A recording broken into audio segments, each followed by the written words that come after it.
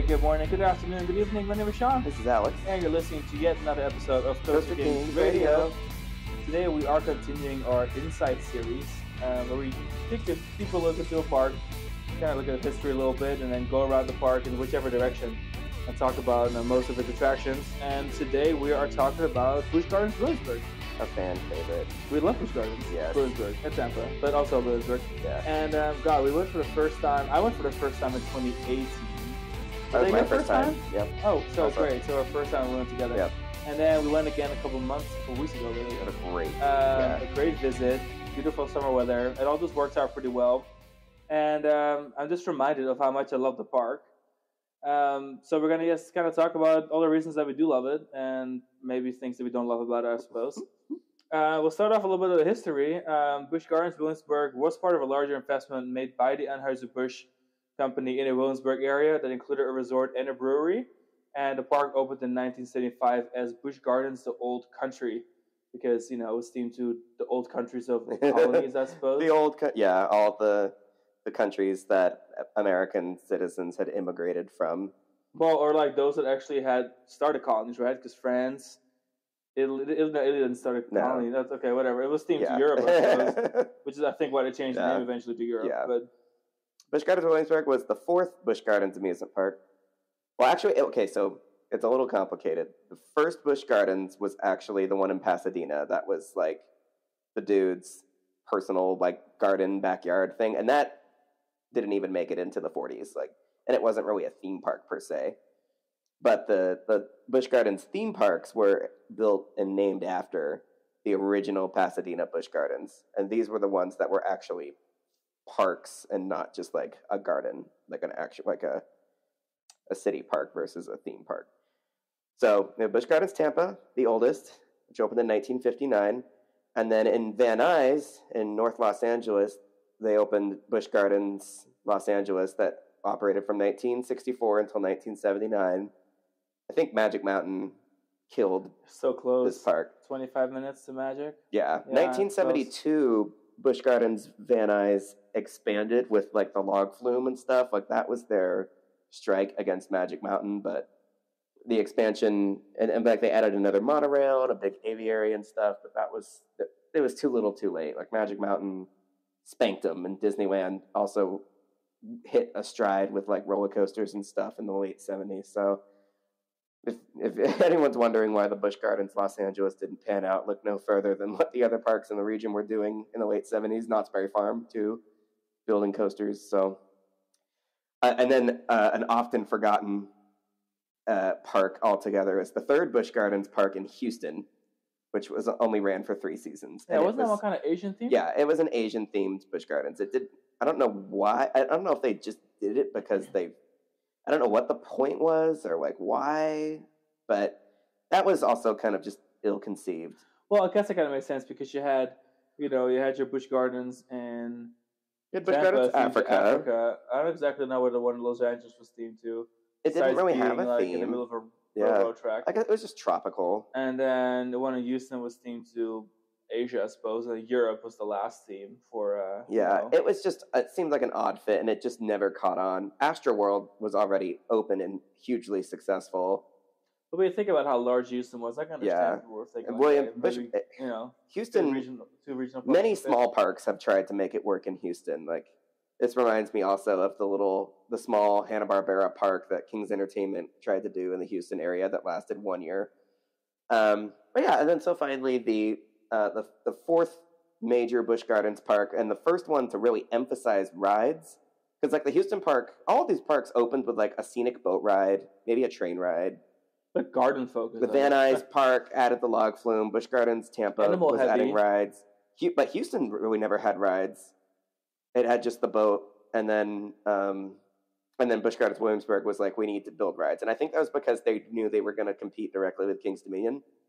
It was the only Busch Gardens park to open with a roller coaster, for example, or open with a log flume. And then 20 years later, the development of Port Aventura, of course, anybody who's been to Port Aventura can see that there is Busch bones. Busch Gardens fingerprints all over it. It feels a lot like Busch Gardens Williamsburg, but instead of 4 countries, it's 4 corners of the world or 5 corners of the world. So it's kind of a shame. Like Anheuser-Busch really did a fabulous job with theme park design, because their last 2 projects are still regarded as 2 of the most sensational theme parks in the world. Even though we talk a lot about PortAventura and how it's deteriorated, like you can still tell that the design aspect of that park was pretty much unbeatable for its day. Yeah, for sure. Good bones. So Busch Gardens Williamsburg did open with 16 areas. Banbury Cross, pretty much England. Heather Downs, Scotland. Hastings, another English area.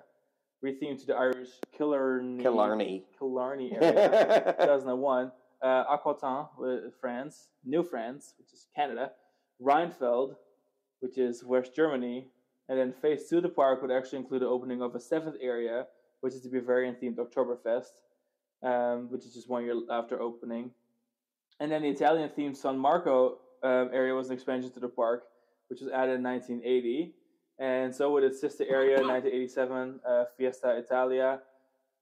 So I guess when the park opened, it perhaps had more to do with original settlers. When you look at the original kind of it was definitely dominated by English. And then it just kind of became like a Europe thing, I guess. It was definitely dominated by England and France. And funny enough, the 10th themed area came all the way in 2009, which is Sesame Street Forest of Fun, which had to do with the Blackstone acquisition, probably. Because that also happened in 2009. So that's when Anheuser-Busch sold all the SeaWorld parks to, and obviously Busch Gardens parks to Blackstone Group, and that's also when like the Shamu Happy Harbors and stuff were starting to get involvement from the Sesame Street characters. So I'm sure that was all related to one another. Sesame Street is the only area in Busch Gardens Williamsburg that is not themed to a real place, but a place in our imaginations, I suppose. Water Country USA opened in 1984 and was acquired by Anheuser-Busch to become part of Busch Gardens Williamsburg in the 90s. I believe it was 1997. And I guess I didn't know that originally that it was not actually always part of it. Yeah, because in my head I'm like, all right, I guess it was built, on the coattails of to complement of it, kind of spot because they're right next to each other. Yeah, and like I was looking at brochures and stuff from the 90s earlier, and the park map for 1997 for Busch Gardens has the top half is Alpengeist and the bottom half is Water Country. So I'm guessing that was the year that they acquired it, because they were pushing Water Country just as hard. And then in 1999, Busch Gardens Williamsburg launched the annual Halloween event Howl-O-Scream, which now is at all major Busch SeaWorld parks. So originally it was the Busch Gardens parks, Williamsburg, Tampa, and then SeaWorld San Antonio got it, and then SeaWorld San Diego and Orlando got it. So now, like, everyone has a Howl-O-Scream. Orlando's is really recent, right? So is San Diego's. Yeah, they're both post-pandemic. Yep.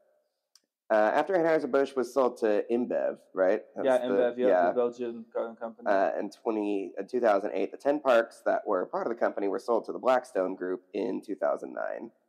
And then the same year is when Christmas Town was added. So I think a lot of what we know is like modern SeaWorld and Busch Gardens and stuff all kind of has to do with Blackstone Group taking over. Events, intellectual properties. Consider like the golden age of Busch Gardens and SeaWorld to be kind of around 2009. Like that was really, the Manta days. Yeah. They were doing great stuff. Yeah, it was cool. It was cool times. Adventure parks. Yeah, for sure. Let's go ahead and dive into the main part of the episode and just kind of do a grand tour of Busch Gardens Williamsburg, and we'll start where the entrance is, because the entrance is kind of like in a mashup of areas, but officially I think the entrance is England. I feel like this park, right? The layout is kind of a mess. It's a hot mess. Nobody talks about that. It's a beautiful park and the topography is awesome, but not enough people talk about the fact that like navigating this place is kind of a wreck. I feel like the Port England area, it's the entrance plaza, and it's cute. It's got, their little clock tower and stuff. Yeah, all the flags. It doesn't really have a ride. It's the liaison to the Sesame Street Forest of Fun, and it has a skyride station. Yeah, which I guess Sesame Street Forest of Fun is a pretty substantial attraction, but funny enough, it's not actually consideed on the park map its own stamp. Yeah. It's like an attraction in England, which is it is part of England. Yeah, when I look at the park map, it has everything labeled by what areas they are. Sesame Street of Fun is the same as Invader or whatever, the same kind of font, same. It's not like a big bolded street sign kind of thing. That's pretty funny.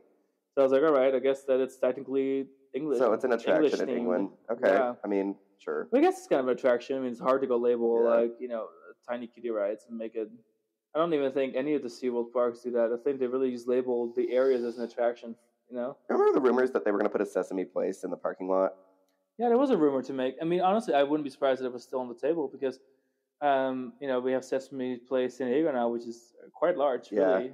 Massive slide lineup, roller coaster, flat rides. I mean, I bet they could support it. Park. Yeah, I think they could really. And then there's a Skyride station in England. Now the Skyride here is quite interesting because the Skyride it's like a one-way Skyride, and it has 3 stations, exactly. And it's a big triangle. It has 3 stations, big triangle, and the line will be like super long in one station and then like super short in another station. I think our first time riding we were so frustrated because you had to get off every time. But this time we rode, we actually were able to stay seated once. We one of the stations had like no to France. So France, we got to just go again. And then we got to Germany, and the line is like probably a good 20, 30 minutes. It's like so packed. And I'm like, all right, great. I guess I'm not doing the full triangle because I'm not waiting again in line. Because the hops are quite short, but it is scenic. And if you like being all among the coasters, we get such good views of like Loch Ness Monster, Griffon, Alpengeist. Like that's kind of like the area that the Skyride covers in the triangle. And that's pretty cool. I think that's one of my favorite things about the ride. Yeah, and that's England. Not much to it. That's I mean, there's a critic credit, and Sesame Street 4 is the fun. I'm looking at the map now, just because I'm like so intrigued. Yeah, and it's just funny what a mess. Like you exit the England area, and you kind of hit this intersection where you continue to Scotland, but it's like a 4-way intersection. I guess it kind of works that it's all of the British Isles. But then if you hang a left, you're still in England. Like you make a hard left, and then you pass through the Sesame Street Forest of Fun sort of plaza to get to the Skyride station. I don't know. Well, what the RCT3 or RCT2 fan in me absolutely loves is that the little triangle of England, Scotland, Ireland has like transportation rides, kind of like as hubs, so you can kind of go into the park. Including having obviously Skyride. Scotland has the train station, and then the train station, which is kind of England has the Skyride. Yeah, that makes sense. Which direction are we going in? We're going in the direction of the list. I see. We're going to France. No, we're going to Scotland. We have to go to Scotland first. Yes. Then we go to France. Scotland, Ireland, France. Okay, yeah. So Loch Ness Monster definitely dominates Scotland's offerings, but before Loch Ness Monster opened, the main attraction in Scotland were the Clydesdales, which are still there. I think they're like the most Anheuser-Busch kind of staple, I should say. I guess I don't ever think of this park as like being an animal park, but they've got their animal exhibits. They do have like the sheep in England, like underneath the Skyride station, like the takeoff and landing section, and then they've got the horses and a dog, apparently, according to the map. It's like a sheep dog? Am I looking at this correctly? Is it maybe? It's one of those border collie doggos that like runs after the sheep. Yeah, and then we have the wolves later. Yeah. So yeah, I guess there are some animals here, but they're like cursory compared to the animal components of the other parks. But yeah, it's Loch Ness Monster. Loch Ness Monster is the iconic aerodynamics double looper, interlocking loops, and a enclosed helix that never seems to end, and a lot of pacing issues. So my first time riding Loch Ness Monster, I still remember very vividly not liking it that much because big Viper guy, riding Viper at Six Flags Magic Mountain on like the daily, and we had just ridden Anaconda nearby at King's Dominion in Doswell. And so we were like, okay, those Viper and Anaconda are kind of similar in its approach, roughness, size, maybe.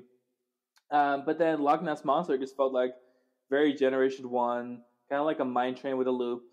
Didn't do a whole lot for me. I kind of thought it was boring. But I will say, on a revisit, I absolutely loved it. I mean, the drop was much more pronounced for me this time. I thought having a drop towards the water and having another drop, even if there's breaks on the drop, good. Loops are strong. The kind of mine trainy-esque moments on the ride, I kind of actually appreciate a lot more now. I feel like the ride's quite unique. And having that long-ass helix where there's a photo, if I'm not mistaken, there's a camera in there, right, that flashes, and then you can kind of see. Oh, it's just like a strobe.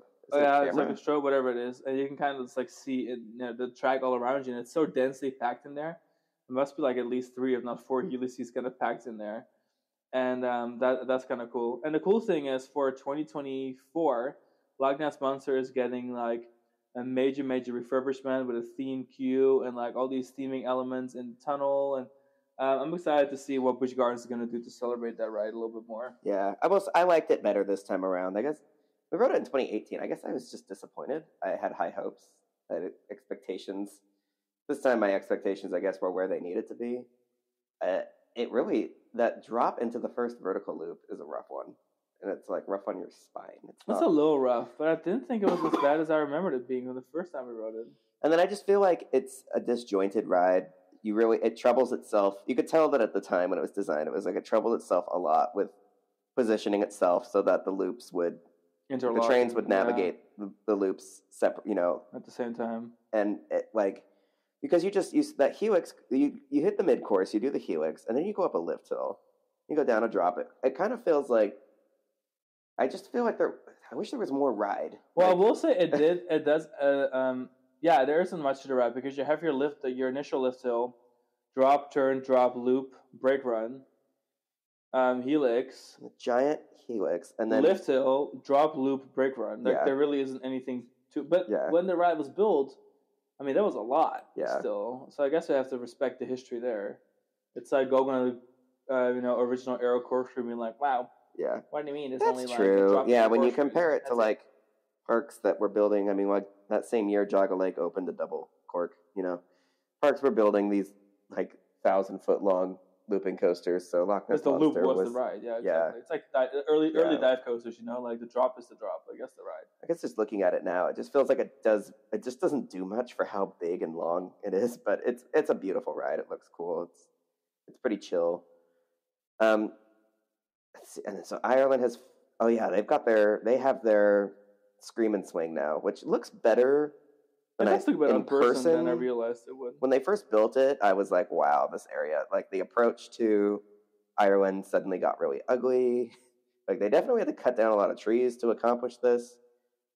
I feel like the Skyride experience changed a lot with the trees that they cut down, but I don't know. I will say where it's located, it works pretty well because it is still between like very tall trees. It doesn't feel like it's like too imposing on the area, and it adds something to having that bridge over there and being able to see the ride kind of swing over the water a little bit. I think it is actually a better fit than I expected by far, and the same with Serengeti Flyer. I think it's actually not a bad thing that the chain is adding so many of them. Mm-hmm. Because then there's the one over the lake at San Antonio, the really tall one.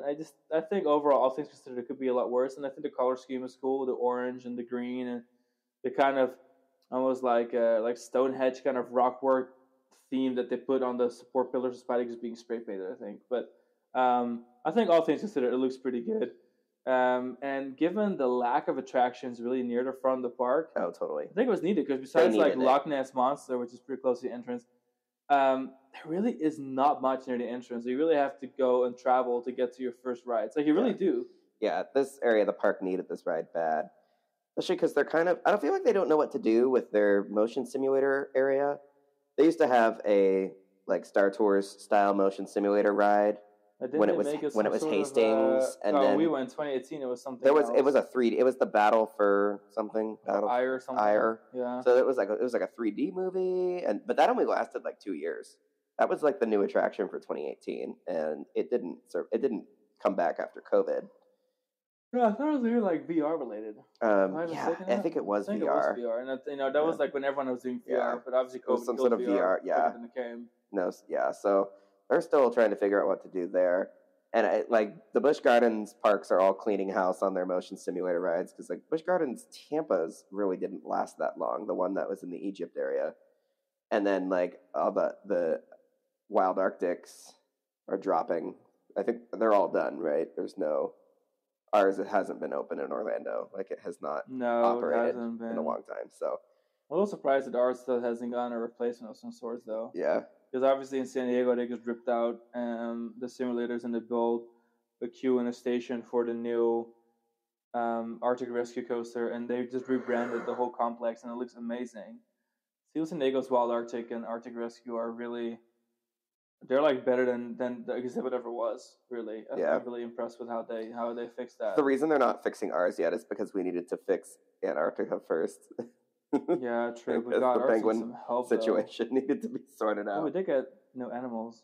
Yeah. In Orlando. Anyway, not to stray off the path. Speaking of animals. Yeah. Anyway, we have Wolfhaven in Ireland. That's one of the few, I think, probably the biggest animal attraction at the park, I would really say, because they have like a little show venue for it, and they'll have interactions with the wolves, and they'll show them like husbandry behaviors and stuff.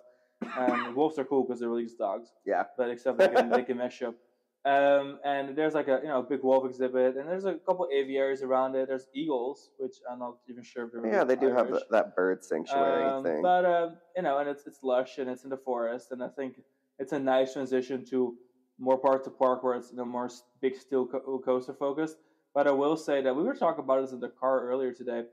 I didn't quite realize until you kind of look at it on paper is that Busch Gardens Williamsburg is quite sprawling and very spread out, and has these distinct themed lands, obviously dictated by the cultures and I guess architecture of these European parks. But in reality, there really is not much to Busch Gardens Williamsburg beyond like the major rides, which I think if we look at that, we must be happy that they've been adding so much lately. Because in reality, I just didn't realize that it's really coaster heavy on the lineup. There really isn't that much else at this park. Yeah. Tampa's kind of the same, kind of guilty of the same. But I guess Tampa has a lot more animal stuff going on. All the trails and like the giant train around the Serengeti and all the above. That makes a big difference, I think, in experience compared to this park. Yeah, totally. Anyway, friends.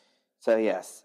So there's this little stretch with some of the animal stuff that's in between France and Ireland. That also used to be how you would approach the monorail.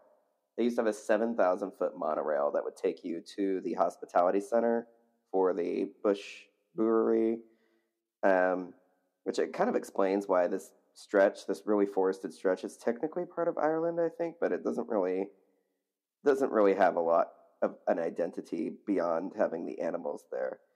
But once you cross the train tracks, you're in France, and it's like, how did you said it so nicely earlier? How do you pronounce Aquitaine? Aquitaine? Yeah, it's like the more towards the south of the country. Yeah, which is kind of the more Mediterranean, softer colors. Yeah, gray, light gray roofs. Yeah, that makes sense. Kind of the aesthetic that they went for there, which it kind of makes sense because already such a focus on the more Nordic or northern, grayer, greener parts of Europe by doing those three British Isle kind of areas. So I think that's why they focused on having it be more Mediterranean. It's also more open. The trees are less prominent, and especially with Griffon having a giant B&M dive machine standing in the middle of your land. I obviously have nothing to reference as to what it looked like before. When it was Le Mans Raceway. Yeah, exactly. That was a cute ride. Now, they did a nice job. Even more open. Yeah. I love this area, and I think I just love, just the little things. Like, the little buildings around Griffon are super cute, and I love, the Skyride station, which is immediately to your left when you enter the area, has, the little Jules Verne-esque balloon theme, on the sign and stuff. Well, I do love that about this area is I like the architecture a lot, and there's, these little restaurants and stuff, which is actually kind of nice. But then I think one thing I appreciate a lot is having the lagoon for Griffon. It works strangely well with the aesthetic of the area being a little more Mediterranean. That's true. Being a little bit more southern of the country. It's not Corsica. It's not actual. It's not like it's brown buildings, but it's all just a little softer, a little lighter. It feels, maybe it's because we've only been here this summer. I can't speak for wintry Virginia vibes, but it's just overall, I think that it works well with having the blue ride there with the blue sky. Griffon is great. That ride has an excellent presence. It's very pretty and sophisticated, and a huge improvement over Apollo's Chariot. It's funny. Do you feel like the 10 seats in a row feels different than the 8 in a row? I think it does. Oh, really? Griffon feels big and graceful. It's very swoopy. It has almost it's got some drag to it, but there's just some elegance with it as well. I feel like it feels more like a wing coaster than wing coasters do, because this thing really has a wingspan. That is true. But it's so funny because sometimes I think about the layout. I'm like, how is this train navigating that? Yeah. Because I love that it has two inversions. Because, I appreciated it way more this time. Yeah, I think I did too.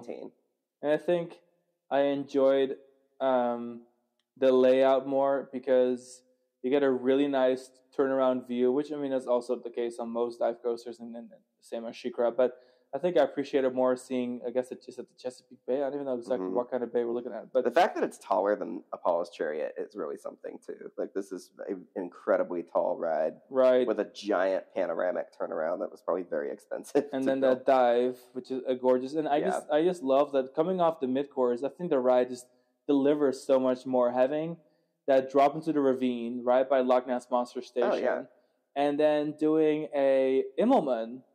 I mean, come on, that's awesome. I don't think this ride gets enough credit for being a terrain coaster. It is a complete terrain coaster because they're able to fit that that small drop off the mid course and then that Immelman, and then kind of like bring you back up the hill to go towards the lagoon. Incredible, and it's funny because we looked at videos of what is that coaster in the south of Korea? Dragon. Isn't it called Dragon? Yeah, Dragon or something like that. It's in the same park as Python. Yeah. And there they have pretty much a clone of Griffon. And you can really tell the terrain. Like, they had to freaking work it. They had to work all these gaps and these holes and tunnels into the plot just to fit that model in there. Yeah, the second drop and the Immelman has like a tunnel, right? Yeah, or like at least like a big dip with a bridge over it. To bury it. Practically a tunnel. Yeah.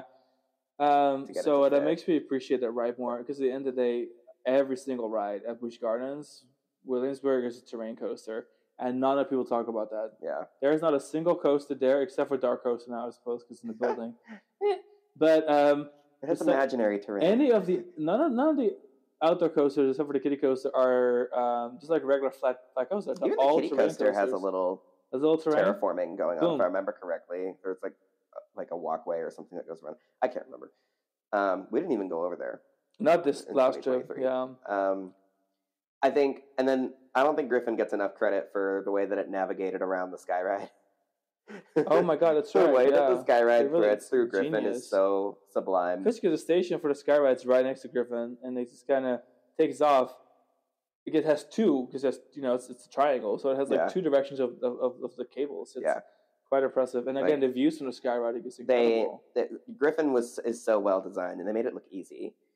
And I don't think they get enough credit for the things that they had to take advantage of. But I don't think we were giving it the right credit first either. It wasn't until last trip we're like, all right, this is actually a lot better than we realized. Yeah, navigating around the existing attractions and like the use of terrain are two things that people don't take into account. Which also we have to consider the fact that between riding Griffon for the first time and riding Griffon again, we've done the dive machines in China, which we did both of the 10-seaters on there. Yeah.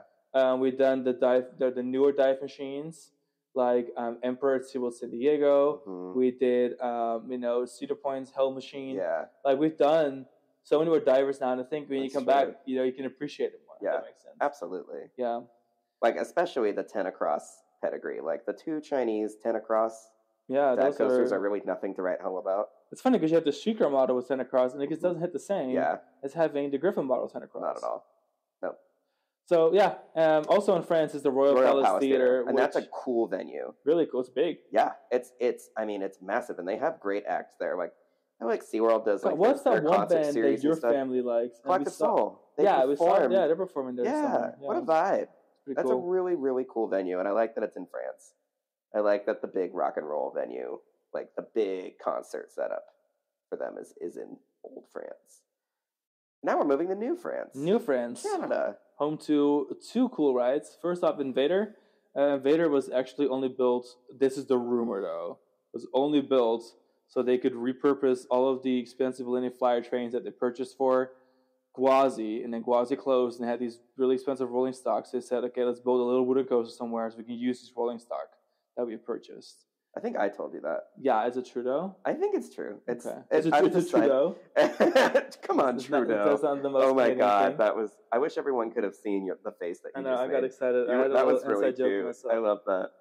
I liked Invader better this time too. In 2018, it was brand new, and I was kind of distracted by the newness of it. I liked it in 2018. No the seatbelts. plant growth was really inadequate around the ride. 5 years made a lot of difference. It does not feel. But also though, it goes around like the train barn area. So like having the gravel and the train tracks, you just felt, and like the gray support structure, you felt kind of industrial. Yeah. Not exactly the theme that the ride is trying to portray. I had to warm up to it, but now it's better now. I mean, there's like lichen and moss on the rocks. Like that made all the difference. And I think the drop with the little tunnel is good. Yeah. It's just a 5-star ride, and it's definitely a super terrain coaster. Like it runs really well. This was the one, like Sean wanted to ride Verbolten again, and he did that while I rode Invader. Just to see how it was holding up, and I actually liked it better. Like it's kind of breaking in a little bit, so it's a good ride. I appreciate it way more than I did before. And we have to appreciate that. I think that ride is also the reason that they went with like a big boy version at SeaWorld San Antonio. Yeah, because like SeaWorld San Antonio's Texas Stingray is just the chef's kiss. Yeah. Like incredible. Yeah, absolutely love that ride. Yeah, they both use that eBay wood or Ipe wood. Ipe wood. And I still think that people don't necessarily realize, but you have your little lift hill, which doesn't seem to be very large in Invader. And then you do your little turn and you hop into a drop. And then it becomes a real terrain coaster. You drop into a valley where the scoot is kind of also in the same area. And then you do whatever you're doing a couple times. And then you come back. And then the last kind of like turn is kind of like a downward swoop. Yeah, it has like a little back into the valley and then up again into the brake run. So even though it's not a very big wooden coaster, it's not tiny either. Like it's mid-sized. It was better than I remembered, and it was longer than I remembered. It had terrain. Like it is honestly not that bad of a ride. And I feel like it earns its keep, and it was like a fun choice. Hard to be top 5 for in them that park, to do, considering they compete with King's Dominion, which has always historically been like a very wooden coaster centric park. Like right, between 1994 and 2018, they had 5 wooden coasters. Now they have 4, which is still quite a few. But yeah, so I really appreciated it. In fact, I really think the Canada, New France area is so cute, and I like it. I really appreciated that little setup there. It's like a perfect family area. You have your family coaster, you've got a train station, you have the scrambler, which we were doing research for this article, or I guess it's going to be an article too. But we did research for this podcast, and I realized that scrambler has been everywhere. Originally, it was indoors in Hastings, which is now Ireland. It was inside, I think it was in the building that is now, or that later became like one of the motion simulator buildings. And then they moved it to Germany, where it became part of Oktoberfest. And then they moved it to Italy, because they had room for it in Italy. And then they relocated it, I think, for when they added Apollo's Chariot. And then it wound up in New France. So it's been in all 4 of the countries that have been represented at the park. And then, last but not least, there's Le Scoot. They open it, one of the last opening day attractions for Busch Gardens Williamsburg, and probably the most important. It's not a very long log flume, but it's a good log flume. And that drop is massive. It's super cool how tall it is. Like you dispatch and you go up that lift hill. It's a massive lift hill. You really feel high up. Well, it is high up because like the bridge. Well, I call it the bridge because it's so elevated, but the part where kind of the scoot kind of splits up, I almost kind of feel like it's a triangle where like you go up and you've got your big lift hill, but then you cross all the way over towards Alpengeist, and it's highly elevated. It's above that valley that I was talking about that Invader goes under, and it's above the Invader drops, and it's just go all the way across. It's very tall. Absolutely, the entire ride hovers above like Invader, a sky ride log really cool. Really. Yeah, it's. You could tell that was the trend. And then you drop, and then you don't just go to ground level, and you go all the way down to the river level. So you go very far drop below. Is phenomenal. The drop off the mid course for Alpengeist. Like it is, the scoot is a really cool terrain ride. It's a short. I wish it was longer, but man, what you get for that ride is so awesome. It counts though. And that first drop that it has that's elevated. It used to be that spillway drop where you would drop down and then back up. That must have been a very dramatic and cool gag for it to be up so high and so well highlighted from the midway. But like all of the aero log flumes with that element, it was straightened out to just a level flat portion because too much debris and stuff was getting caught in the valley. And like having it elevated like that, and there was probably not a catwalk. Like I'm sure it was a huge liability for it to have that element. So just like the smaller drop into the straightaway probably made a lot more sense going forward. Next up, so now, let's do it. Yes. Practically borders. Well, it borders Germany, not even practically, just borders. So there's a bridge that goes over the Luskü Splashdown, and it's also your entry into Germany, and it's also the Alpengeist hovers over. We are in the French-German Alps. So where France, Germany, and Switzerland meet. Interesting. I've never heard of French Germany before, but yeah, we're in the Alps. They do border each other, right? Well, France and Germany and Switzerland and Austria, they all border, but and Luxembourg. Oh, Luxembourg is not really near that. Luxembourg is Belgium, Netherlands, Benelux area. That's way north. I'm bad at geography. Yeah. Bear with me. Anywho, so Alps area, Alpengeist.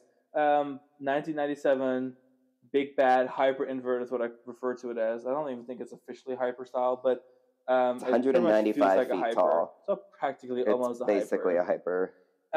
Incredible ride. Absolutely love that ride. It grows on me more and more and more. I think currently it is my favorite B&M invert because it just has like a different vibe to it. I really think it's the best. It's the only B&M invert with a zero car. Unless there's one on, I think there may be one on Banshee, but of original, B&M I don't think Banshee inverts, has one. A zero car? Does it or not? I don't think so. Well, then it may still be the only one. Alpengeist, that leading zero car on the train is kind of iconic. Yeah, it's iconic, and it just makes it feel even more of like a big bossy version of an invert. Yeah. You have your custom support structure, which doesn't happen a lot with B&M. In fact, I think Efteling's Baron 1898 is one of the only other examples of a B&M custom support structure that's thematic. So it's like themed to a ski lift. The ride vehicles are themed to being on a ski lift, and that just gets taken over by this monster or guys from the Alps. And so that first drop is like a spiraling 195-foot drop. Is that the actual drop length? Yeah, I don't know if the drop is that long, but I know that the top of the lift hill is 195. And then it's followed by a giant Immelman, followed by a vertical loop. And after the vertical loop, it's kind of like a straightaway, but like a downward one. And then you have the snappiest Cobra roll of all Cobra rolls. It's incredibly snappy, highly elevated, kind of one of those things like you shriek as you go through it. And then you kind of swivel into the mid-course break room, which I must admit does have a very rough transition into it. And then you drop off of it into the valley that Luskut is in. You have a 0G roll, which I think is unique that it's post mid-course. I think it's very the only unique. invert that does have one most post mid-course. Followed by a helix, a corkscrew, and kind of like another helix up into the brakes, which are ground level again. So like it just kind of, you go up really high, you work your way all the way down into the ravine twice, and then you climb your way back up. I think Alpengeist is a beautifully balanced attraction where the first half and the second half are like two experiences separately. One feels like Flight Deck Great Americas, but the other half feels like an invert on steroids. It's just all around good stuff, and I think, and personally, it's my favorite ride at Busch Gardens Williamsburg, and it's not even that hard for me to choose, to be honest. I think I'd have to agree with you because our 2018 visit, Apollo's Chariot was my favorite. This time, Apollo's Chariot was not hitting as much as I wanted it to. But I think I was also really vibing more with I-305 on this trip, so maybe it's just me. But Alpengeist really clicked with me this time to the point where I've struggled to feel like I would pick even the best inverts of Europe over it. Like the aggressiveness and the speed and the scope of it, the swiftness of the Cobra roll, the snappiness of it, like the topography, just the bigness. It's like so. It's truly, truly. I could do unique. a whole episode on B&M invert. Now I think about it. I could do a whole episode on Alpengeist.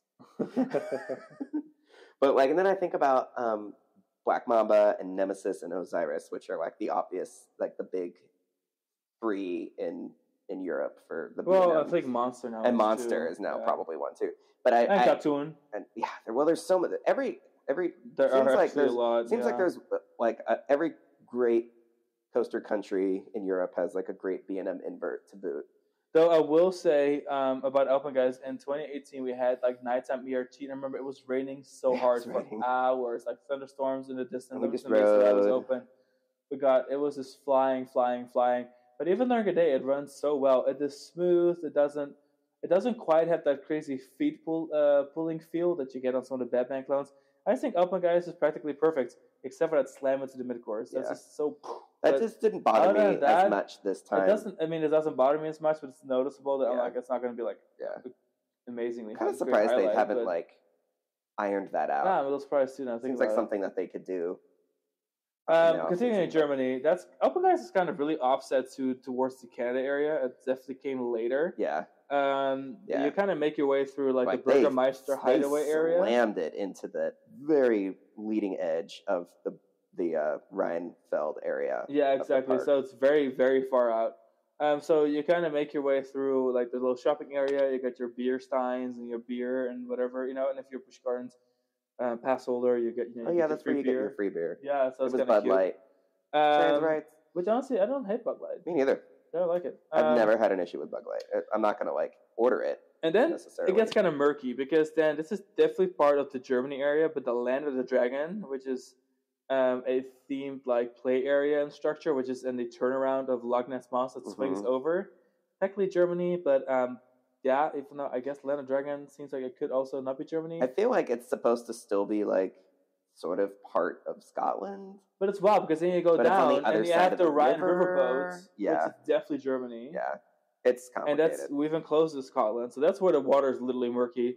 And then it's funny to think that walkway under Loch Ness Monster used to be like the left perimeter of the whole park, like before there was Italy, before there was anything. It's so wild. Like that was it. You're forced to go down. The park just ended. Like that was the loop. And now it's like the midway that cuts through the middle of the park. It's not as used either. It's not as busy. Well, yeah, because it's really. I feel like now people use it as a cut through. I've never done the Rhine River boats, by the way. I mean, they were cool. They're there. I don't exactly know where to go. But yeah, Land of Dragons was like the OG family area for the Busch parks. Busch Gardens Tampa, I believe, had it too. Where was it located? Well, before it was turned into the Sesame Street Safari. I could be wrong, but I'm pretty sure that the Sesame Street Safari for Busch Gardens Tampa was just like originally the Dragonland climb structures and stuff. Whereas with Busch Gardens Williamsburg, they were able to build a second kiddie area to expand it. I think. Well, Busch Gardens Tampa's I think got bigger. Like the Land of Dragons, I think was smaller, and then they added more rides. Excuse me. But yeah, I don't exactly know, but it's been there a long time. Whatever excuse they have for the dragon area being there and being it's. But I guess like Dragonfire is a dragon that is German. It breathes fire. Is that a thing? Is it like a medieval thing? I guess dragons are very like mythical from old medieval times and like Gothic era. So perhaps it's just so like German. German, like the I just feel like having Loch Ness Monster go around it made me kind of feel like it was part of it. You know what I'm saying? Like, that's fair. Like don't build something in the infield of a roller coaster or make the roller coaster create an infield for an existing attraction and then separate their themes so dramatically. You know what I'm saying? Yeah. Also, I can kind of see dragons fit with the gothic ass vibes of Scotland too. I don't know. Basically, dragons. Maybe more than I realized. I guess what they're saying is that dragons are universal across Europe. Right. Like if you're gonna have Europe, you're gonna have dragons. And also, I'm kind of making a realization that every kind of land is like a subland or like a secondary land. You got France, New France, Germany. All of the Italy, areas have like their neighborhoods. Really, it's like 4 big areas split into like smaller matching areas. Oh yeah, I always thought that the park had 4 areas, 5 with Sesame Street. And then I realized actually that they're divided up into more individual areas. So next up, we have Oktoberfest, which is obviously very German. Which is, the sub. Used to be more to talk about when it still had the Macht Tower pretty recently, but that thing is cut. But there's nothing new to talk about. And we did talk about this ride in our unexpectedly incredible rides episode earlier in this season. Yes. A couple of weeks ago. Definitely go back and listen to that. One of my faves. But we were talking about DarKoaster, which completely blew us away. Took up the space of the previous Dark ride, which was Curse of Dark Castle. Yeah. And they ripped the Dark ride out after, I guess, it damaged the tracks when it turned into a haunt for Hollow Scream. Yeah. Long story short, T-Will definitely wasn't going to be paying for that anymore because T-Will Parks Entertainment doesn't like their Dark rides anymore. They're ripping them out as fast as they can. But instead, they put a coaster in there, which is also very SeaWorld of them. And we love it. Like, it's actually really good. And I guess we'll just do another recap of it for those that haven't heard the other episode. Yeah. It's it's a snowmobile coaster. So it's a straddle coaster, which is a phrase that I'm still warming up to straddle coaster. I don't know if I don't know if I care for straddle coaster, but I get that they're trying to create a catch-all for motorbike coasters, wave runner coasters, and now snowmobile, snow machine coasters. Like, I get it. It's kind of born out of necessity. But yeah, so it's kind of on, DarKoaster is sort of on the border between Oktoberfest and the old Germany area of the park, because it doesn't really vibe with Oktoberfest. You're kind of in a castle, but Oktoberfest has gotten a little murky these days anyways. Like, it's not, like, looking at it now. Funny, I never really thought it was that.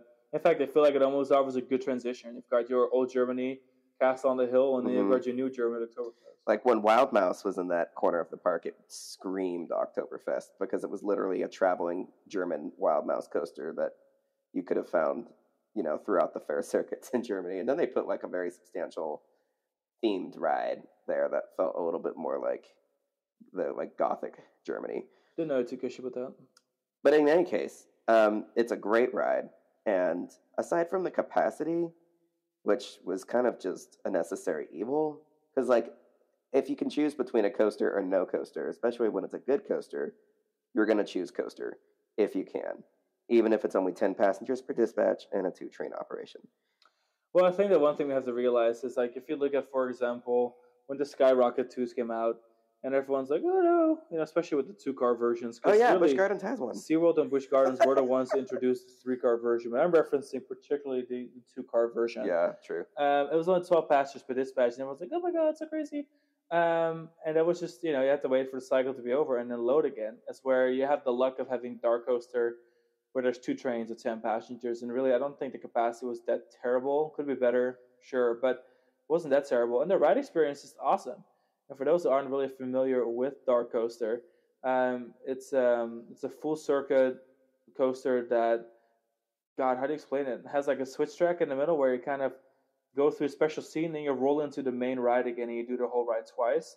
And that gives the station next to it enough time to load the next vehicle. So using 2 switch tracks, you go around the same track kind of twice. And the cool thing is that because of all the show elements they use and the projection mapping and the fog and some of the light up elements, they do a good job telling a story through going around the same track twice, but using different theming elements. It feels like you're in a really long coaster, really, not quite realizing you're doing the same track twice, because the layout is not that simple that it feels like you're obviously doing the same thing twice. And I kind of like having that straightaway by the station where you kind of go through the castle and you go outside again in the snow and you have your storm or whatever. Mm-hmm. I just think overall it was honestly so well done. I really, really liked it. I cannot wait to ride it again. You know what it reminds me of is like when you do go-karts, you don't pass through the station when you like do your laps on a go-kart. They like route you to a piece of go-kart track that is like parallel to the station. Yeah. That was the first thing I thought when someone was trying to explain to me what this ride was doing, and then I looked at it on the map and I'm like, oh, it kind of looks like a go-kart track. But yeah, a great ride. And if you're gonna do this thing where you go through the ride twice the way that you do, where you bypass the station, an indoor coaster is the perfect application for it, because indoor coasters are inherently repetitious because you're in a box and you're not really necessarily trying to completely obliterate your rider. I mean, some indoor coasters are really aggressive and varied, but compact coasters historically just everything from when you look at yeah. everything from Space Mountain to Guardians of the Galaxy, it's a lot of the same moves. So when looking at a ride where it's like, look, we're going to reuse a dark ride space, and Sean and I are huge cheerleaders of roller coasters that have been built in places occupied by dark rides, because oh my god, our guilty pleasure, Unexpectedly Incredible Rides, that episode is full of them. Our sweetheart in Germany, Movie Park Germany, has 2 of those roller coasters in dark ride show buildings that are amazing. But I digress. They just did such a good job. They made such an amazing use of what they built. Excellent.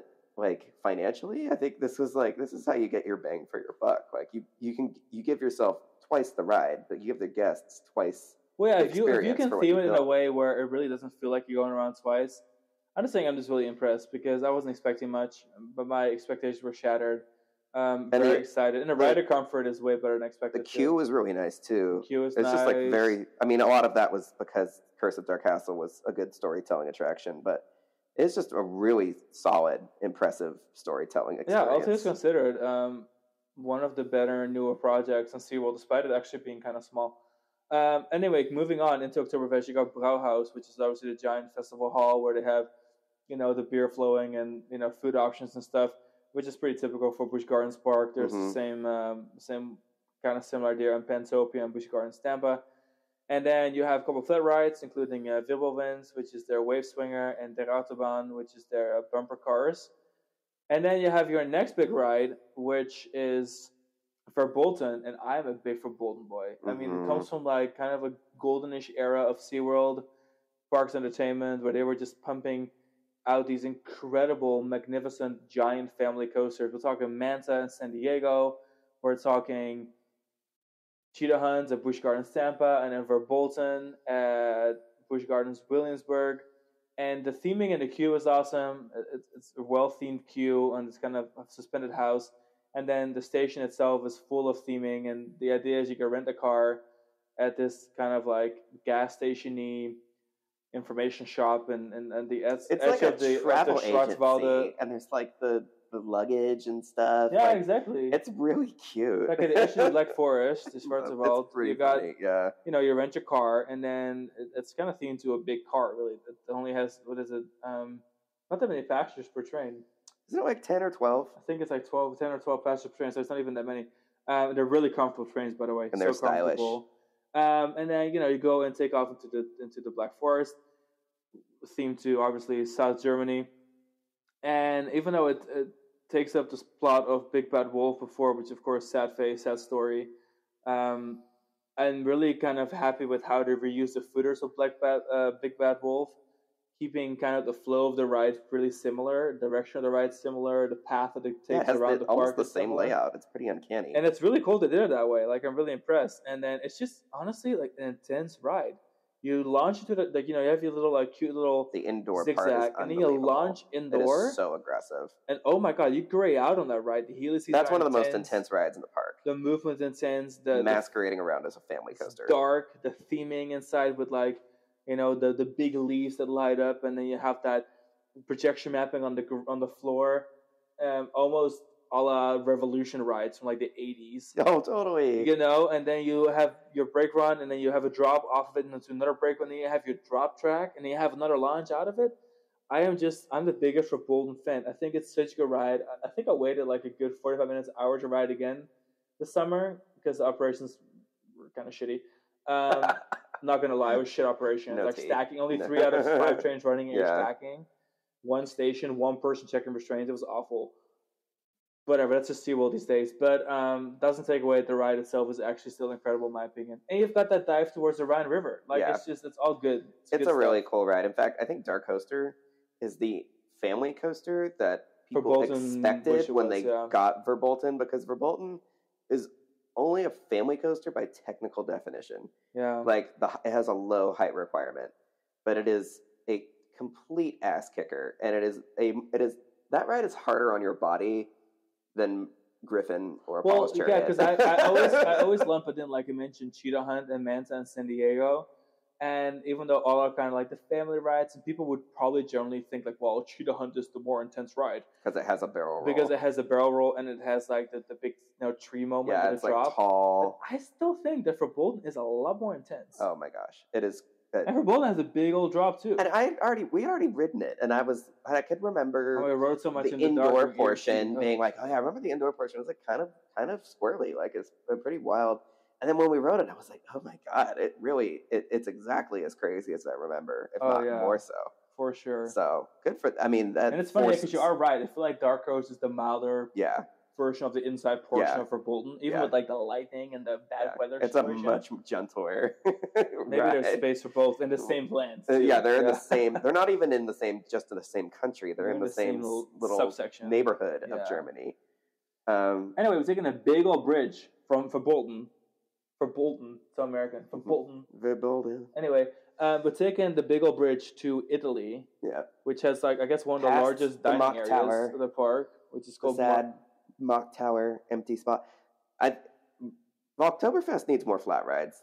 I know. They used to have several. Obvious. It's not really giving Oktoberfest these days, except for the Fest House. But I got 2 flat rides, right? But yeah, well, they have like the Red Baron thing and the Oh wave yeah, swinger. well, two major flat rides then. Wait, what's the other one? The bumper cars? Wave swinger and bumper cars. Yeah, two kiddie rides and two major flat rides. But they got to do something where Mock Tower was. It's no surprise that didn't work out because when we rode it, it felt pretty janky, and it's a Moser. Like nobody builds Moser rides. I remember everyone always talked about like it was so good, but it really wasn't that good.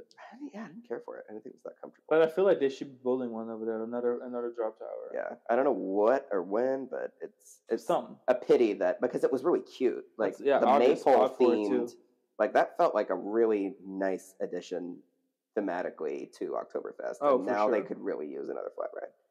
Anyway, now we're in San Marco, which is the first of two Italian areas added to Busch Gardens to flesh out the... I mean, when they added the first one, there was a huge expansion to the park. When you think of the midway that connects England, like the Skyride station, all the way to Oktoberfest, which I guess... going through Scotland and then up through Rhineland, like that kind of is exactly what that does. But if you take the actual loop, taking the long way around, and it was so cool, especially with like Loch Ness Monster that was still brand new at the time, getting to take that giant elevated bridge across the Rhine River and get those like gorgeous panoramic views of Loch Ness, and then and only a few years later you would get to enjoy some really nice views of Big Bad Wolf on that bridge as well. But yeah, so San Marco feels like it's like on like a sheer descent. Like that food court area in the theater and stuff is so cool, and I feel like we're like right on the edge of a hill, like going down. It's just so wedged in. Yeah, suddenly there's at a cliff. It's like a little mountaintop Mediterranean Italian town, which is honestly scarily accurate. We went to Portofino this year, like the real Portofino, just a couple days ago. And this is totally San Marco is exactly kind of like what they're trying to do. Santa Marina vibes. Yeah, like these like sheer, like these steep, hilly terrain emptying into the Mediterranean Sea, and that's exactly what this area is about.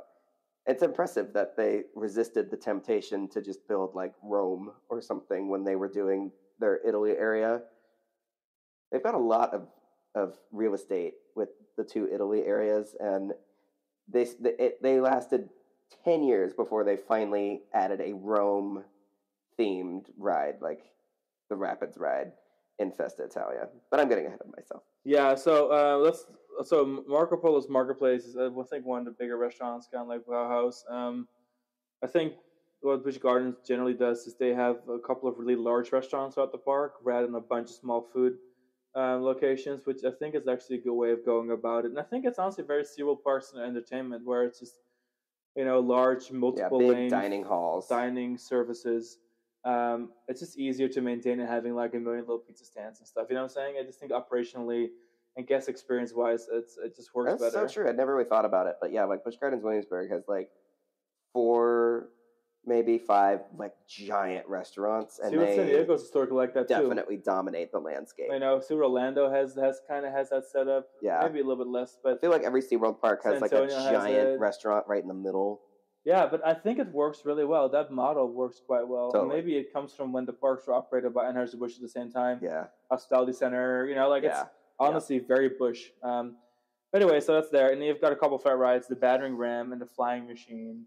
I can't remember which of the flying machine is the one invert. Is there an inverting ship there? What is it again? So the battering ram is their Intamin pirate ship, which those were brand new. Old ship. Okay. It was a perfect addition. So this area of the park opened in 1980, which is the same year that the Intamin pirate ships made their debut.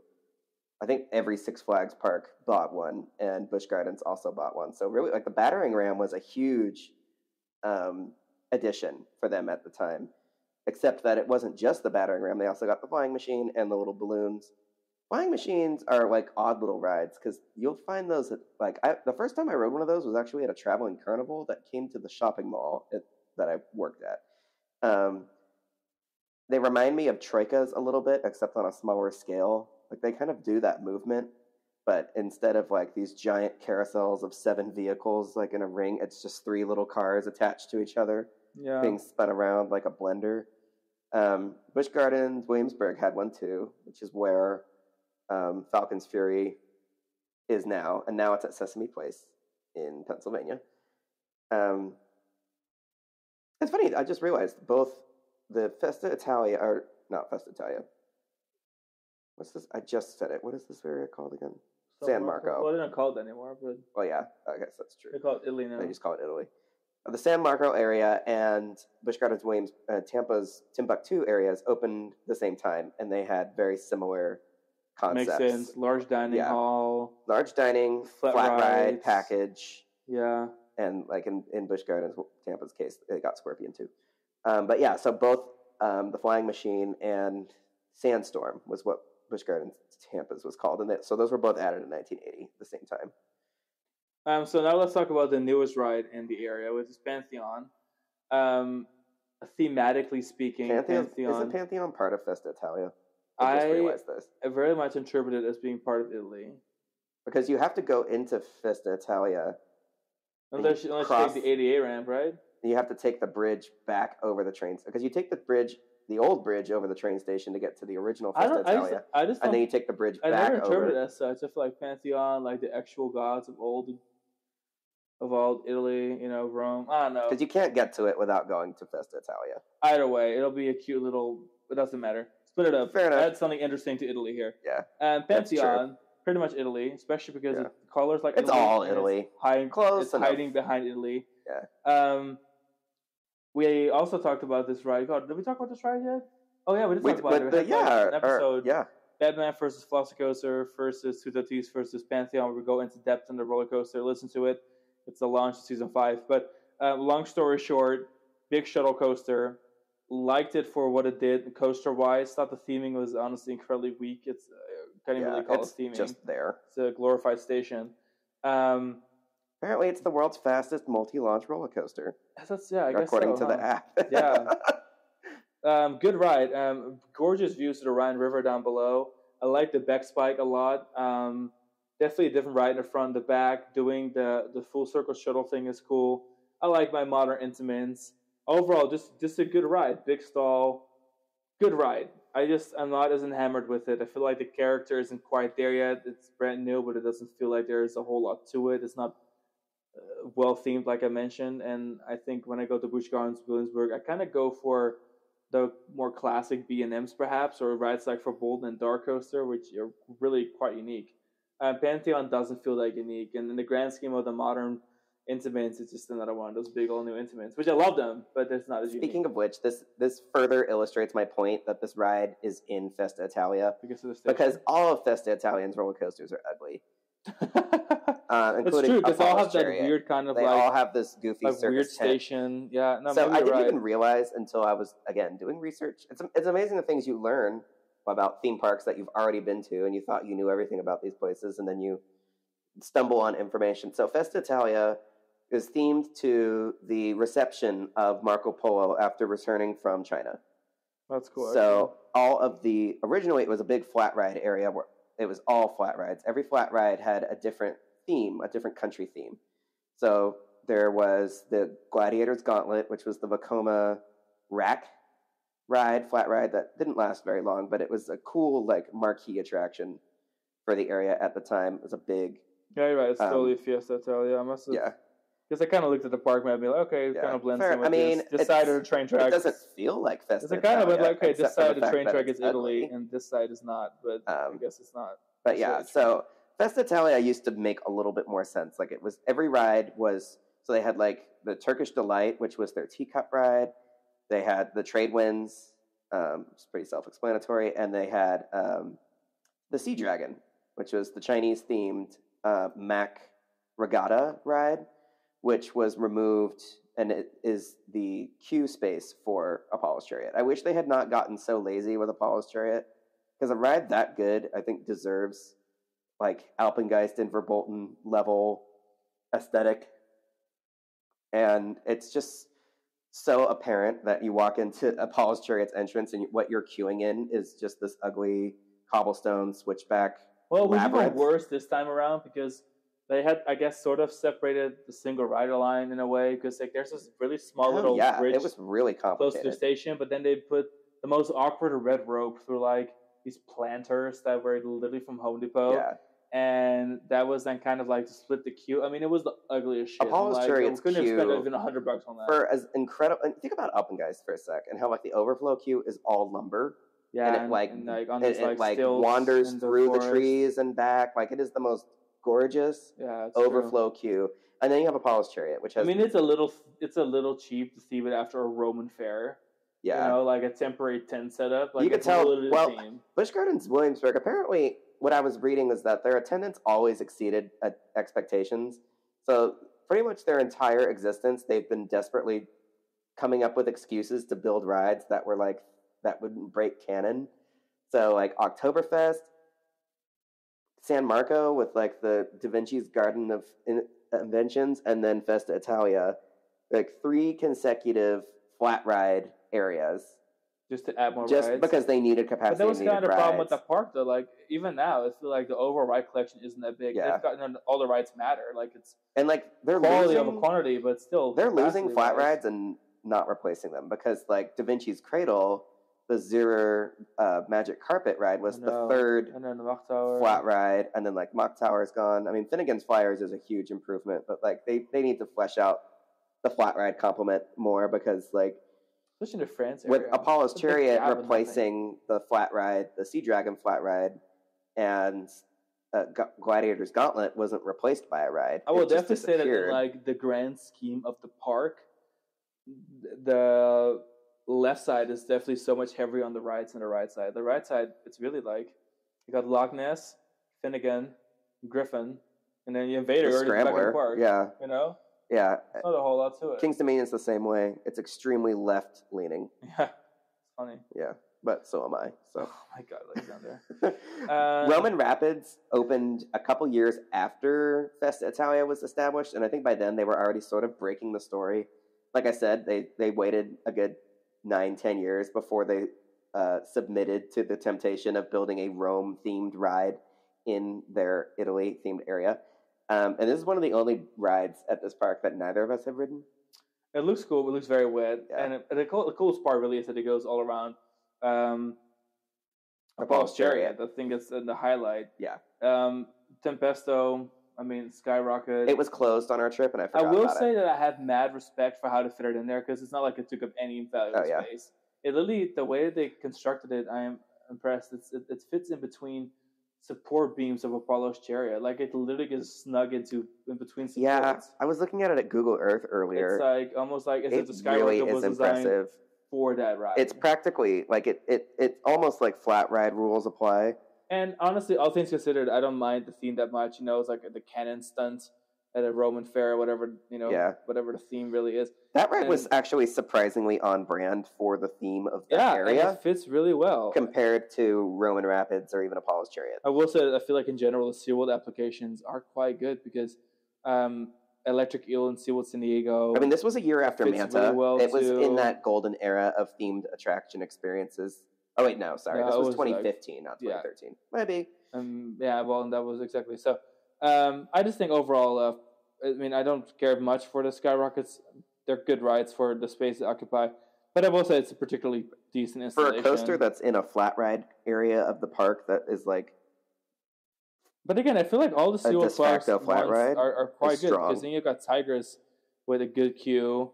Electric Eel in San Diego really counts. I don't know. All things considered, I think all 3 of the SeaWorld ones are pretty good. And then I guess we haven't talked about the final ride on the list, which is going to be Escape from Pompeii. Do you want to talk more about Apollo's Chariot? Yeah, we'll talk about Apollo's Chariot a little bit. Still, like my favorite layout of any B&M hypercoaster. It wasn't running as well as I would have hoped. I felt like a little sluggish. Maybe it was just me, or maybe my tastes. Well, I think the biggest thing about Apollo's Chariot, I don't really necessarily ride it for the air. Well, you can get some good air. Don't get me wrong. I think you ride it because it's a terrain coaster. You ride it because you're over the river, and down the valleys, and have the little straightaways. It really has a marvelous layout. And a giant helix up the hill. The layout is beautiful and difficult to predict, which is what's so enamoring with it. I think riding it for the first time and not really knowing the layout that well, it really struck a chord with me. This time, riding it and feeling more familiar with what it did, it was like a little less pizzazz to sustain, but still just a just a perfect. But I do respect how hypercoaster. it really feels like a classic B&M. Yeah, The way that they shape the ride and having little straight sections to kind of bridge the water, to have kind of really massive helices, but then also having the strange little the moment where you go from being on the left side of the track and then it has a nice little switching swish, like a swoosh into the right and side, that's and also hopping, happening on top of Roman Rapids, exactly, right hopping there. off Roman Rapids, having like kind of a slope up and then boom, another drop. Like Yeah, the nice thing is on this hypercoaster, not a single hill is the same as the last. Yeah. Is where my biggest complaint about the B&M hypers, which I just don't care for that much, is that God, they're so repetitive. It's the same thing the a entire ride like ride. Apollo's Chariot is what made like the Cedar Fair B&M hypers feel so mundane by comparison and so safe, because you go back in time to the 90s, and this goes for Raging Bull too. I mean, Yeah, that's Raging why Bull is awesome. Raging Bull and Apollo's Chariot are my two favorite just- B&M hypers. I would Yeah. absolutely take Apollo's Chariot over Fury, and I might even take Raging Bull over Fury. Like, I will say my top three are Raging Bull, Apollo's Chariot, and Fury. I think Yeah. Raging is actually my favorite. Yeah, Funny enough. Raging Bull is Because of the giant like twister section. But yeah, there's just something really special about I Apollo's digress. Chariot, and like it's kind of unbelievable that Busch Gardens Williamsburg got up Alpengeist and Apollo's Chariot back to back, and like they literally killed the game. Like they just so happened to build two coasters that were absolutely the best of their kind when they opened, and are still pretty much the bar upon which similar coasters are judged, like 20 to 25 years later. Right. Like, when I think of Busch Gardens Williamsburg, those are the two coasters I think about. My mind immediately goes to those two rides, and those are still the coasters that I go to Busch Gardens Williamsburg for, and everything else is kind of a bonus. I think I would agree with you, though. I think that's a good assessment. Those are, I think without the classic B&M lineup, they are quintessential. there's not much reason for me to go It to is the park. the quintessential I guess. Busch Gardens Williamsburg duo. Especially because, like, my opinion of Loch Ness Monster, I feel like, is a little bit overrated. And then I think we should finish with another quintessential Busch Gardens Williamsburg ride, Oh, this is so true. which is Escape from Pompeii. Yes. Which Now we're back in Italy again. really just like a big old intimate shoot, but really cool theming inside. I mean, it doesn't do a whole lot. Like, I will not get everyone's hopes up. It gets you very wet. That's number one. Number two, In the it has a worst lot of way fire. possible. That's You the come cool. off the lift hill and you're sitting in the front and your boat just takes on all this like it water. scoops all the water I up. was so mad, you guys. Which is funny because Alex is the one who always. I'm wants to ride normally the water one that rides. wants to ride the water rides, but I don't like getting my feet wet, and that's not a problem on La Scoot. But we rode in the front row on Escape from Pompeii because you don't get that wet in the front row from the splash. But we got But the water that we got leaks in freaking ended. over your like leg. Oh, I was furious. I was so mad that I couldn't even focus on the ride. But well, the ride was already over the. yeah. And No, kidding. I no, wasn't. it was at the top of the because lift. the top of the lift Yeah. dip. Oh my god, that's right. And I will say the ride is super clever and still totally one of a kind. Like, they almost gave themselves like a tiny Pirates of the Caribbean type moment inside the show building. Like just a nugget, like just a like taste. falling statues and pillars and just Yeah. a bunch of fire effects. But honestly, that's just the cool thing about Yeah. it. It's so unique. Like the fact and to this day, it was just such a choice. It's opened the same year as Port Aventura, and I think of it as like a perfect sibling to Tuki It Splash. really is Tuki Splash, just smaller. This is what, smaller. and when sibling. I wrote it, I was like, oh my god, this is what Tuki Splash should feel like if that ride was actually being maintained, because they were contracted at the same time and both have like amazing potential. Yeah, for sure. And as the shoot rides start to disappear, like the really basic ones, the paperclip shaped ones are going away, and I don't think people really miss them that badly.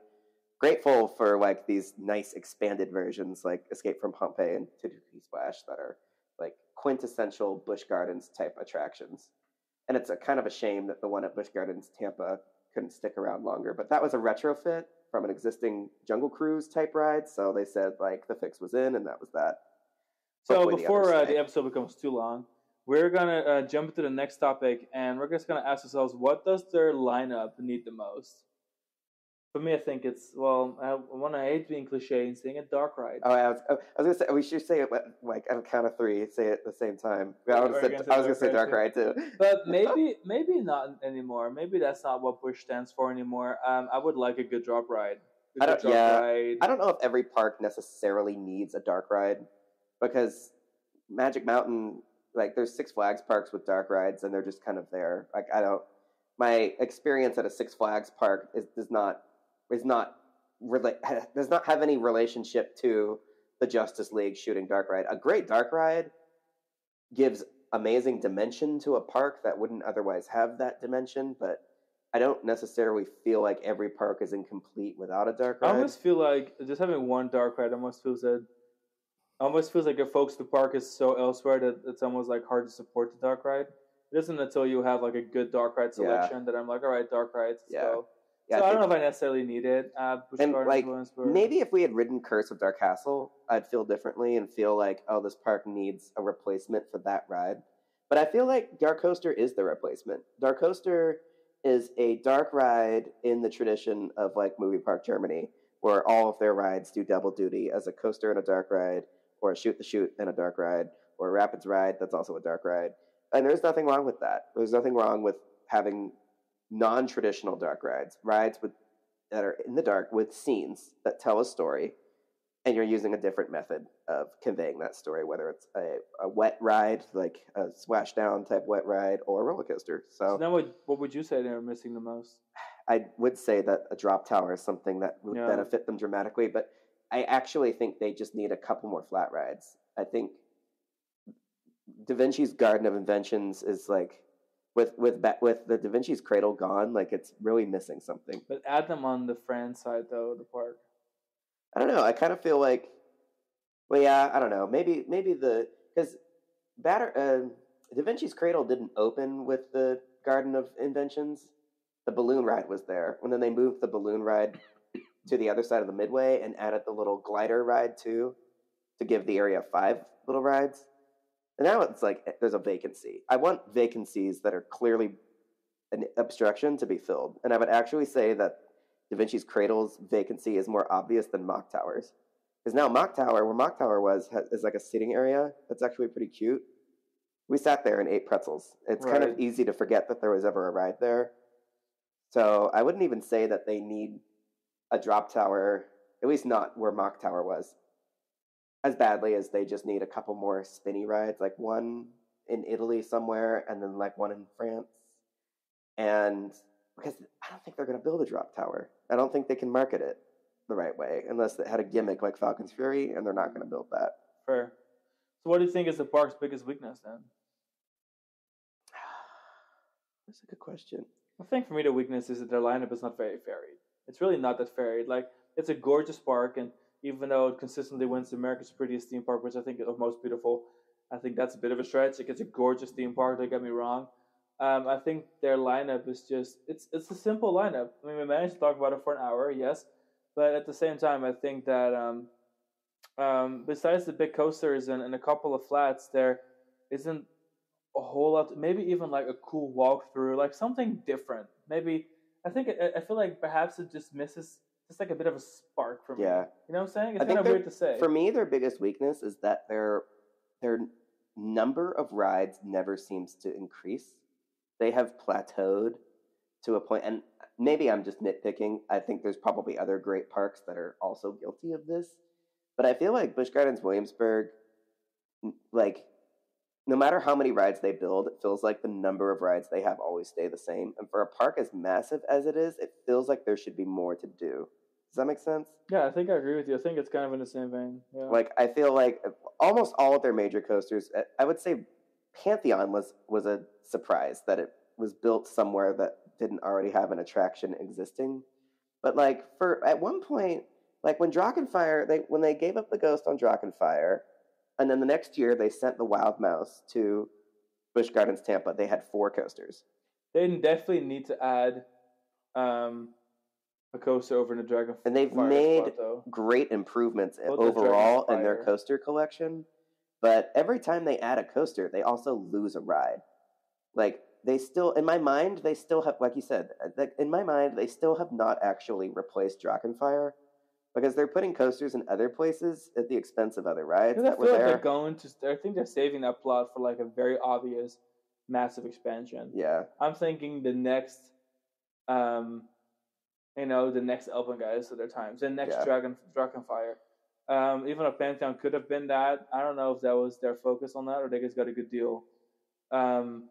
Either way, because they've been adding so many instruments lately. I feel like maybe that was just a good deal they got. I guess what I'd say, I hope that I hope all of the and I get that there's rides that just need to be replaced. There's vacancies that need to be filled, but now it's like they went through the trouble. Like we got rides like Pantheon and stuff, and even Tempesto, which didn't replace a ride, but Tempesto was also added. Those Pantheon and Tempesto were added to an area of the park that had already lost rides that didn't get replacements, like with Gladiator's Gauntlet. And so it feels like there's a lot of like long-term vacancies that are being filled. Granted, some of these rides are getting like major upgrades, like they're replacing flat rides with roller coasters. Everybody loves that.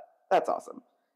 But then I feel like they also need to go back and fill some of these gaps, and like the park needs an overall increase in attractions instead of just constantly replacing smaller rides with bigger rides or older rides with newer rides.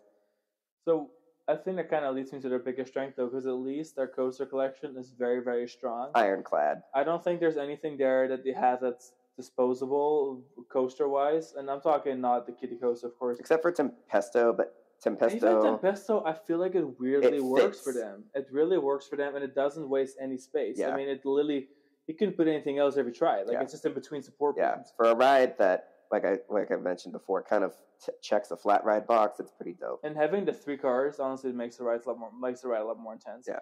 So I think that all their coasters, they just count. And I think for Bolton and DarKoaster are great examples of really doing the theming thing well, which is maybe why the dark ride isn't even that needed. It's almost like just the Move Our Germany effect, where when you've got rides like Escape from Pompeii too, it's like you don't need a traditional if you have ride. dark ride elements throughout the rides, then perhaps that's all you need. So I think the biggest strength is that what they have does count, and I think it's the same for Busch Gardens, Tampa, or most SeaWorld parks. Yeah. So the ride collection may not be big, but I think what they have does matter. And I think that's Busch Gardens Williamsburg's biggest strength. It's a very pretty park. It's got really big, major, notable roller coasters, and I can't wait to go back. What do you think? What's your favorite area? What's your favorite country? Let's say that there's 4 countries: Germany, Italy, France, England, or United Kingdom. Germany. Okay, me too. I mean, even though there's like the same amount of coasters as Italy, I feel like I care about the coasters. Yeah, all 3 of them almost. Because when I think about when you combine the 2 neighborhoods in Germany into one area, you have like a really well-rounded little park there. Yeah. With like 3 very distinct roller coasters. 2 launch coasters and a hybrid. Yeah. That's good. Yeah. That's good. Yeah. One thing I do want to say though is that the coasters, like a Busch Gardens Tampa, at least, I feel like the coasters all have their own room to breathe because Busch Gardens Tampa's coaster collection is so spread out. Yeah. There is very much a bleeding of themes where you have your, German Alps and your Mediterranean France and your Loch Ness monster all sharing. It's kind of a beautiful excess if you're a coaster enthusiast and you've got like that collision, the power clash of like the yellow track, the blue track, the white track with blue supports. But it's like, it's busy. It's a lot. But I don't want to end with a negativity. I think that, again, the strength is that their lineup is very, very strong. Is that they've got some of the, if you're looking at like average quality of your coastal lineup, it's very, very high. Yeah, if you're looking for a top tier B&M Hyper, it's like a good album that doesn't have 16 tracks but 10 tracks, but all 10 tracks it's all tight, and there's no like filler. Yeah, it's like a good George Michael album where like there's only 9 songs, but but every song is certified multiple platinum. That's kind of this part. Boom. Yeah. And it's a platinum pass holder, by the way, for SeaWorld Parks and Entertainment. You get free quick queue. Yeah. Anywho, so make sure to rate us on Spotify, on preferably Apple Podcasts. We need more reviews on Apple Podcasts. If you leave a review, we'll give you a big old shout out. And then make sure you follow us on the usual threads: Instagram, YouTube, TikTok, Facebook, and we'll see you on thecoasterkings.com. We'll see you next week with another episode of Coaster Kings Radio every Wednesday, Minnesota's every Monday. Bonus episodes on Fridays. Wow. Depending on when the bonuses are coming out. That's awesome. Busy. Biggest season yet. we were just discussing it earlier during our day of recording. We went through our big schedule, and we have 3 mini-sode series coming up. We've got Ian joining us, Sven, our usual podcast host that's with us. He has his own mini-sode series this season, and then on the road from Spain, our correspondent has his own mini-sode series. You got all that coming up, all these specials, 2204 coasters, interviews. It's so much is happening. So follow us, leave us a good review, share the podcast with others, and we'll catch you next week. Bye. Bye.